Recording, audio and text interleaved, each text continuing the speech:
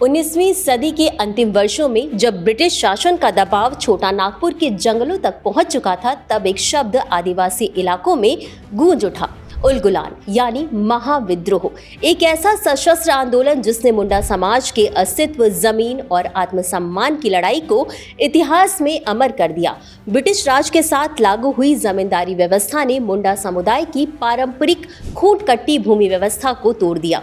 जमींदारों और महाजनों के शोषण से आदिवासी अपनी ही जमीन पर मजदूर बनते जा रहे थे। साथ ही मिशनरियों के हस्तक्षेप ने उनकी सांस्कृतिक पहचान को भी चुनौती दी। इन्हीं परिस्थितियों में उभरे बिरसा मुंडा, जिन्हें लोग श्रद्धा से धरती आबा कहने लगे। उन्होंने सामाजिक सुधार, नशा मुक्ति और धार्मिक पुनर्जागरण के माध्यम से जन चेतना जगाई।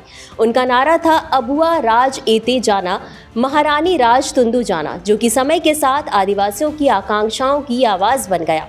इसका उद्देश्य जल, जंगल और जमीन की रक्षा करते हुए आदिवासियों के पारंपरिक अधिकारों को सुरक्षित करना तथा ब्रिटिश औपनिवेशिक शोषण और सामंती व्यवस्था का विरोध करना था। इसी संघर्ष के केंद्र में उनका प्रसिद्ध नारा था, अबुआ दिशुम अबुआ राज, यानी हमारा देश हमारा राज। 1899 से 1900 के बीच मुंडा उलगुलान एक व्यापक जन आंदोलन बन गया।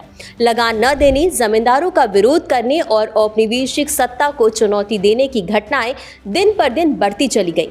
हालांकि ब्रिटिश सरकार द्वारा आंदोलन को बेरहमी से दबा दिया गया। जनवरी 1900 में बिरसा मुंडा की गिरफ्तारी हो गई और 9 जून 1900 को रांची जेल में उनकी मृत्यु हो गई।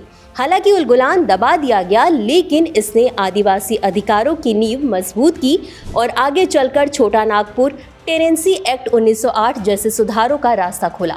मुंडा उलगुलान आज भी प्रतिरोध और स्वाभिमान का प्रतीक है और ये टॉपिक यूपीएससी जीएस पेपर 1 भारतीय इतिहास से जुड़ा हुआ है। और अब आपके लिए एक छोटा सा प्रश्न, जनजाति गौरव दिवस कब मनाया जाता है? कमेंट में जरूर बताएं।